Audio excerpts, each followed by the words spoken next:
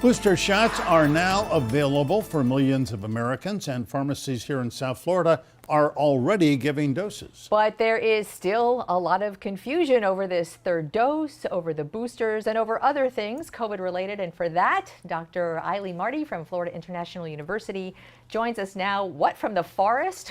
Where are you? Are you on a hike or something? You're on your deck, so it looks good. Dr. Marty, welcome. Green screen. We really appreciate your time. Okay, go ahead. No, Lena, go for it. There is, Michael and I are just sitting here. My question is, why are people confused? And Michael, explained, people are saying different things, the CDC and the director and the advisory panel. What do we need to know about boosters? Who gets them and when? So the bottom line is right now, the people who can get the boosters are people that are 65 years old or older, or 18 to 6, and above, who have the kinds of underlying conditions that make them more likely to need that booster because of those underlying conditions, and individuals whose occupation puts them at high risk of getting severe disease, very high bolus of infection. And likewise, those kinds of individuals, because of their occupation, who are close to individuals who wind up being high risk, again, they need the boosters as well to protect those individuals. Yeah, well, we're talking about people like you, doctors, healthcare workers, people who are exposed to people who have COVID-19. Dr. Marty, what about people who got the J&J? Yes, and also if I were, I'm sorry, go ahead.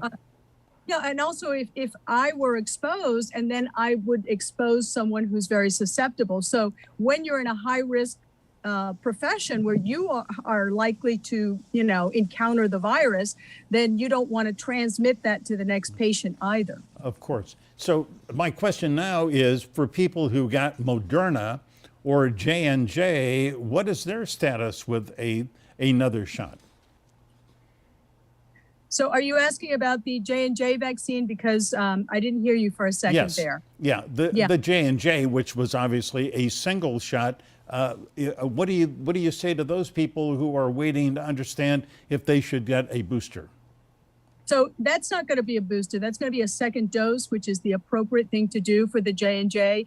The reason it was done as a one shot is because it was good enough to give you that 70% efficacy, which was over the minimum that we looked at when we were first trying to create these vaccines, and we didn't know where we'd land.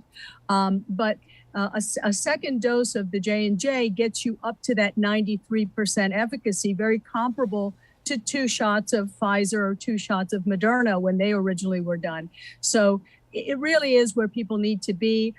Remember that the J&J vaccine is an adenovirus that's reproduction incompetent, that has on it a piece of the spike from corona, and that adenovirus 26 modified that way with that particular spike is almost identical to the one that's used in Sputnik by the Russians, but the Russians always gave the second shot, in their case with an adenovirus 5, to bring that efficacy up to 90. So we're just paralleling now by giving a second dose of J&J what the Russians had been doing in the first place. And the people who got one of those 3 available shots the first time have to get the same booster from the same company, Pfizer, Moderna, J&J. Is that right?